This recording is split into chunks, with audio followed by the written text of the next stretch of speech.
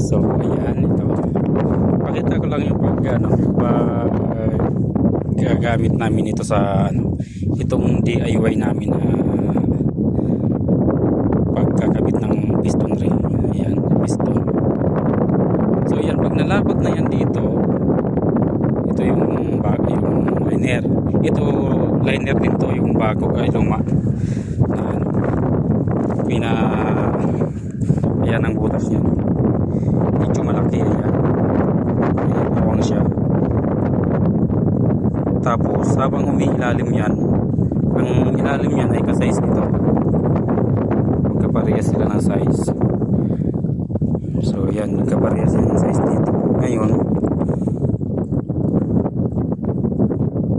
yung paggagamit namin ito, ilalagay namin tong piston, nakasitting na yung piston ring sa yung dito, nakaharap dito yung top ring, tapos 120 degrees, tapos another 120 degrees yung second ring saka yung oil ring. So ngayon, ayan na, hindi kami na gumagamit ng piston ring clip, ito lang ang ginagamit namin. Mas madali pa to. So yan, pag nakalapat na yan, ganito na lang yan. Malambot yan. Yan, tulak lang.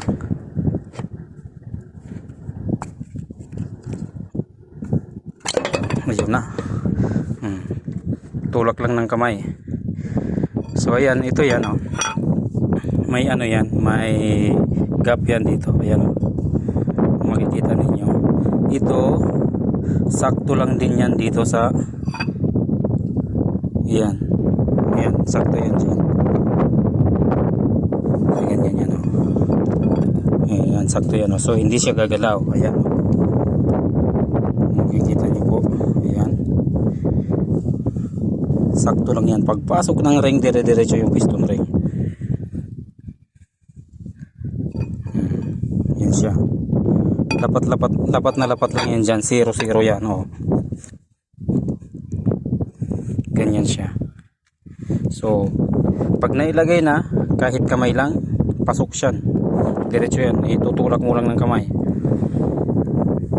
Dire-diretso yung yan, pasok ng piston. So ayan, naikabit na yan. Ayun na yan siya. Naikabit ko na yung iba niyan, isa na lang yung hindi. Pinakita ko nga yung paggamit. So ganyan yan. So yan, DIY to, pinagawa lang namin to sa machine shop.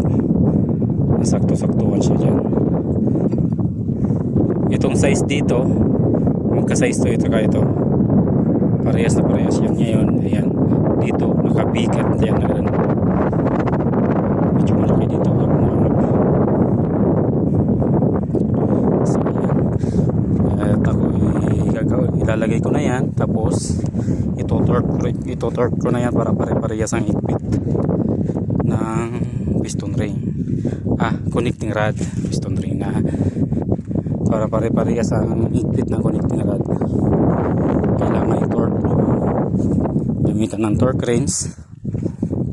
So yan, kasabihin ko yan 170 yan, 170 Newton meter ang higpit yan sa torque wrench. Depende po yan sa kung 100 kung foot pounds ang gagamitin mo, ay babaan mo kasi mas mataas ang higpit ng foot pounds sa Newton meter.